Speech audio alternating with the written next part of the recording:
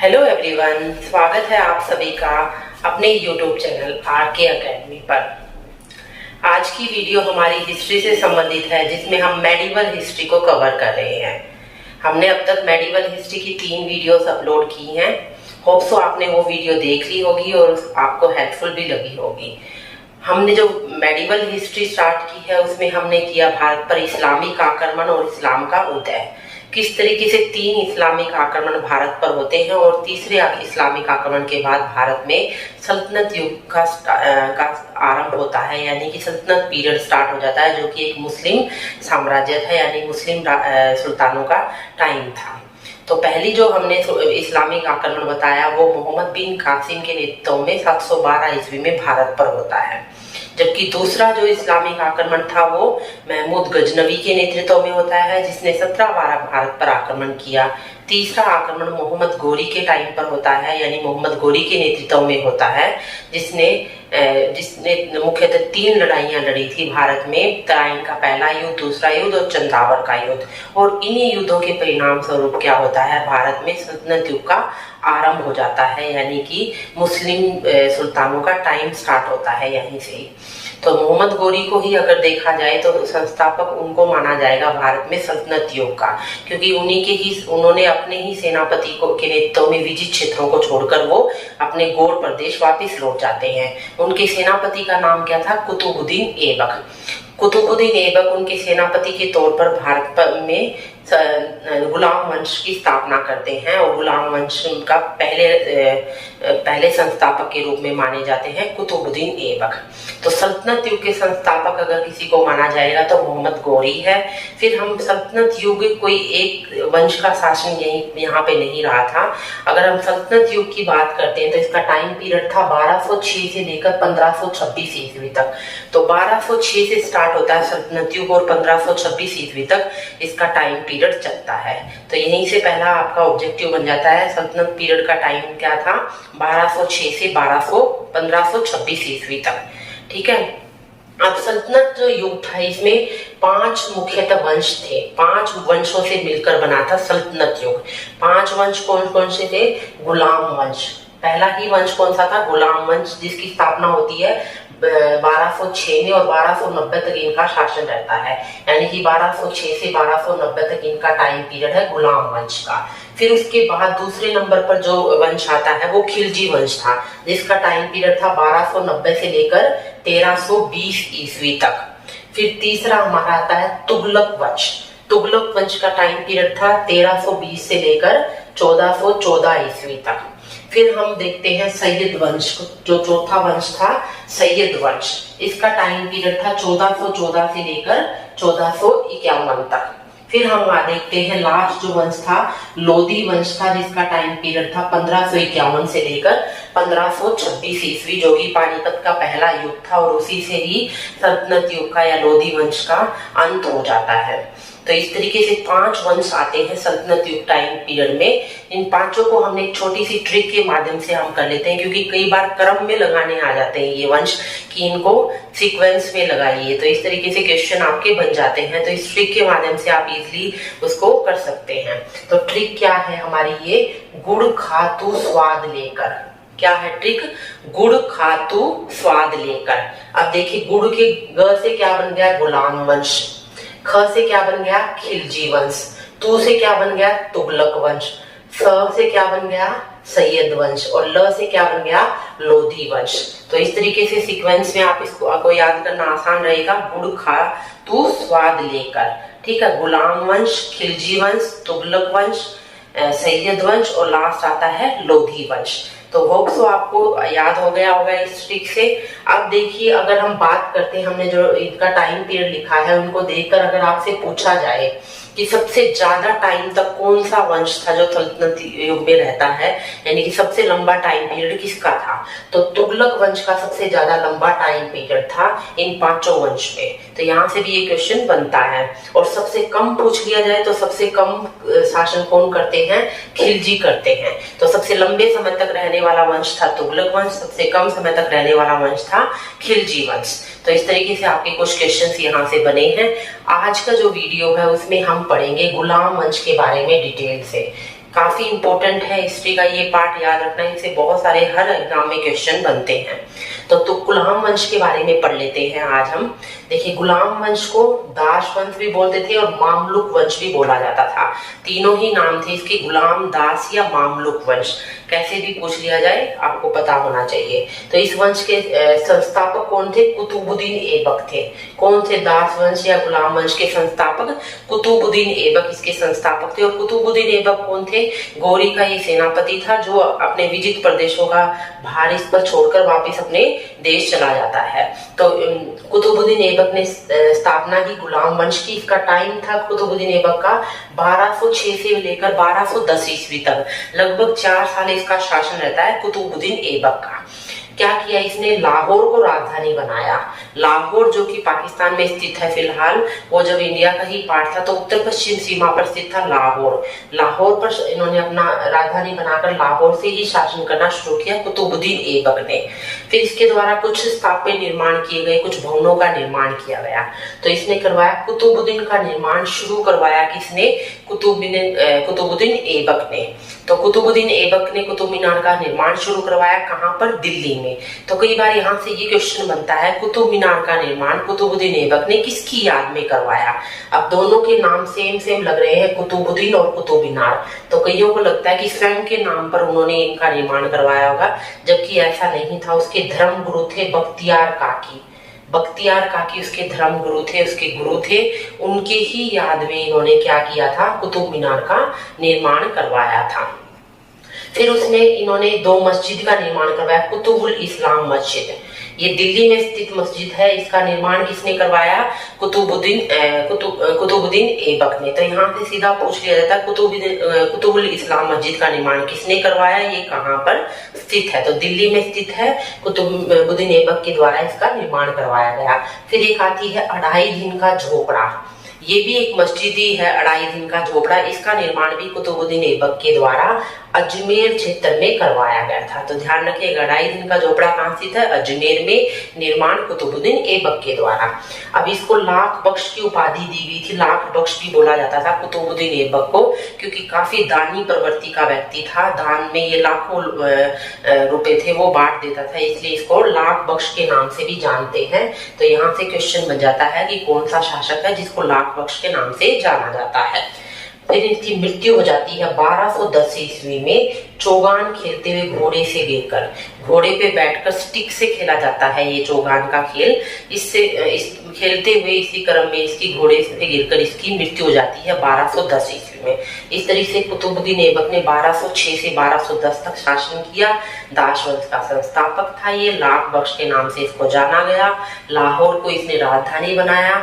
3 इसकी मुख्यतः 2 मस्जिद और 1 कुतुब मीनार का इसने निर्माण स्टार्ट करवाया बख्तियार काकी के याद में। 2.5 दिन का झोपड़ा मस्जिद अजमेर में, कुतुबुल इस्लाम मस्जिद दिल्ली में निर्माण इसके द्वारा करवाया गया।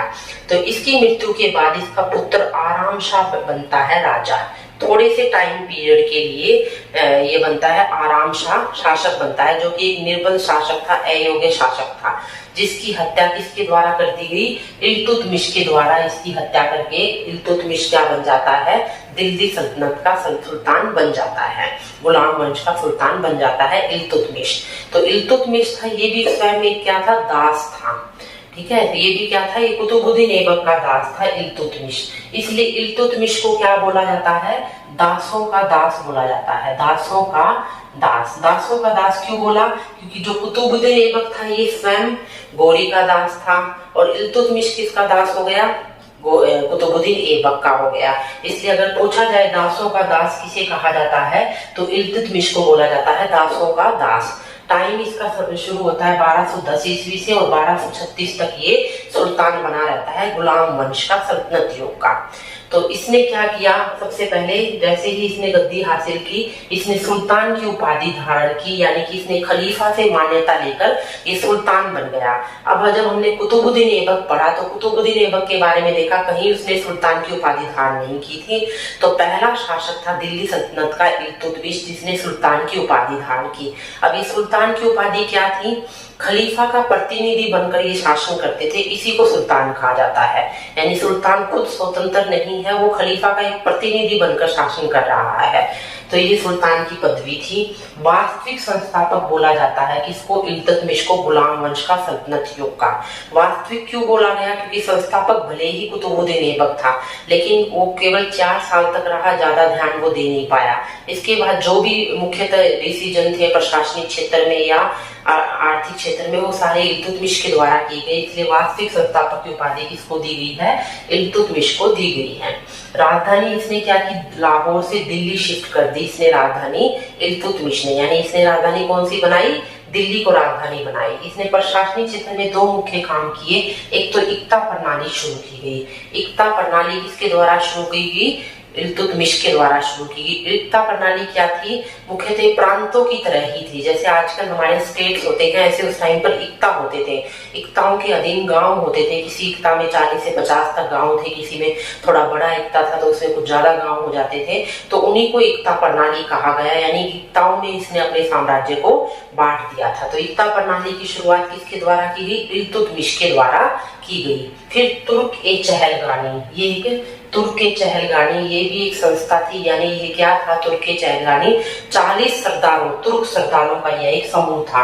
40 तुर्क सरदारों का ये एक समूह था, जो कि हर टाइम राजा की हेल्प करने के लिए या साम्राज्य में किसी टाइप की जो भी अशांति है उसको निपटने के लिए तैयार रहते थे। 40 तुर्क सरदार होते थे इस तुर्क-ए-चहलगानी में। तो इसकी स्थापना भी किसके द्वारा की गई? इल्तुतमिश के द्वारा की गई थी। फिर एक क्वेश्चन पूछा जाता है कि शुद्ध अरबी के सिक्के, शुद्ध अरबी सिक्के किसके द्वारा चलवाए गए थे? इल्तुतमिश के द्वारा शुद्ध अरबी सिक्के चलवाए गए थे, जिसमें चांदी का टका था। यानी कि जो चांदी का सिक्का था उसको टका बोला गया, और तांबे का जो सिक्का था उसको जीतल का नाम दिया गया। चांदी का टका या तांबे के जीतल का आरंभ किसके द्वारा करवाया गया? इल्तुतमिश के द्वारा करवाया गया। अब कुतुब मीनार, जिसकी शुरुआत किसने की थी? कुतुबुद्दीन ऐबक ने की थी। 4 साल में ही उसकी मृत्यु हो जाती है, तो इसका निर्माण कार्य क्या है? अधूरा रह जाता है। तो इस निर्माण कार्य को पूरा किसके द्वारा करवाया गया? इल्तुतमिश के द्वारा। तो यहाँ पर 2 क्वेश्चन बनते हैं। कुतुब मीनार का निर्माण किसके द्वारा करवाया गया, या कुतुब मीनार का शुरुआत तो करवाई कुतुबुद्दीन ऐबक ने। तो कुतुब मीनार का की शुरुआत किसने करवाई? कुतुबुद्दीन ऐबक ने। और निर्माण कार्य को पूरा किसने करवाया? तो इल्तुतमिश ने करवाया था। एक मंगोल शासक थे चंगेज खान, जिसके बारे में आपने भी सुना होगा। मंगोल शासक थे चंगेज खान। चाइना से ऊपर मंगोलिया जो देश है वहां से संबंधित थे चंगेज खान, जो अपने आप को ईश्वर का अभिशाप या ईश्वर का अभिशाप ही मानता था वो अपने आप को। तो उस चंगेज खान का आक्रमण होता है भारत पर। हालांकि वो भारत पर पूरी तरीके से आक्रमण अच्छे से नहीं किया था, उसने वापिस ही लौट जाता है भारत के उत्तर पश्चिम सीमा से। तो उत्तर पश्चिम सीमा तक चंगेज खान आ गया था। किसके समय में आया था? ये इल्तुतमिश के समय में आया था चंगेज खान। यानी चंगेज खान का आक्रमण कब होता है भारत पर? इल्तुतमिश के समय में। हालांकि आक्रमण नहीं करता, एक राजा था जो इसका दुश्मन था, उसका पीछा करते हुए ये इंडिया की सीमा तक आता है।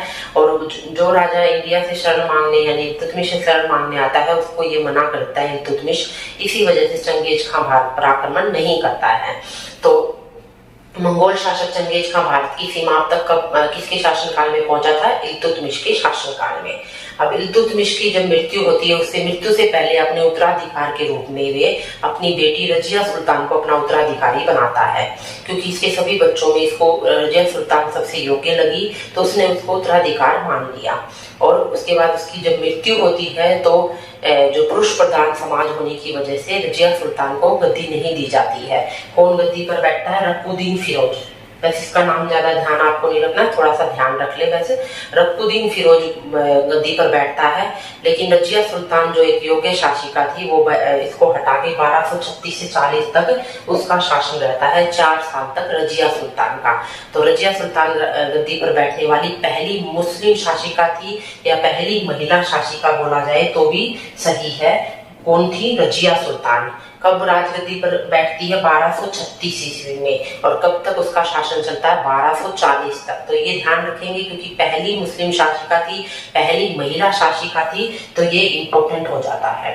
अब इस रजिया सुल्तान थी, ये क्या करती थी? पुरुषों की तरह ही कपड़े पहनकर, टोपी पहनकर ये राज दरबार में जाती थी। जो पुरुष प्रधान समाज होने की वजह से जो तुर्क के चहलगानी के सरदार थे, जो अमीर थे, वो इस चीज को पसंद नहीं करते थे। तो कोई ना कोई ऐसा मौका ढूंढ रहे थे कि किस तरीके से इसको यहाँ से हटाया जाए। तो उन्होंने एक तरीका ढूंढकर इसको दिल्ली से दूर भेज दिया। अब दूर भेजने के क्रम में इसने क्या किया? भटिंडा के सरदार से, अंतुनिया से विवाह कर लिया। किससे विवाह होता है? रजिया सुल्तान का भटिंडा के सरदार अल्तुनिया से इसने विवाह कर लिया। फिर अल्तुनिया के साथ मिलकर ये वापस हरियाणा के रास्ते होते हुए दिल्ली पहुंचने की कोशिश करती है और दिल्ली की गद्दी हासिल करने की कोशिश करती है रजिया सुल्तान। अब जब ये दिल्ली पहुंचने की कोशिश करती है तो 1240 में कैथल के पास जब ये पहुंचते हैं दोनों, अल्तुनिया और रजिया सुल्तान, यहाँ पर कुछ डाकुओं के द्वारा इसकी हत्या कर दी जाती है। किसकी हत्या कर दी जाती है? रजिया सुल्तान की हत्या कर दी जाती है। कब? 1240 ईस्वी में। तो इस तरीके से रजिया सुल्तान का अंत हो जाता है। और रजिया सुल्तान का जो मकबरा है वो कहाँ स्थित है? वो कैथल हरियाणा में स्थित है। तो अब हम आगे चलते हैं। इसके बाद मुख्य जो शासक आता है, लास्ट जो शासक था मुख्य इस वंश का, गुलाम वंश का, वो है बलबन। बलबन का समय शुरू होता है 1266 से लेकर 1287 तक। अब हमने यहाँ देखा 1240 ये इसकी मृत्यु होती है। इन बिटवीन जो भी राजा आते हैं वो ज्यादा ना तो इम्पोर्टेंट थे ना ज्यादा योग्य थे, इसलिए उनको हम नहीं पढ़ रहे हैं। अब हम पढ़ते हैं बलबन को। 1266 से 1287 तक ये शासन करता है बलबन। बलबन ने क्या किया? अपनी पुत्री का विवाह, इससे पहले जो सुल्तान थे नसरुद्दीन, उनसे अपनी पुत्री का विवाह कर दिया। अब पुत्री का विवाह नसरुद्दीन के करने के बाद राजकाज में काफी इनका इंटरफेयर बढ़ जाता है बलबन का।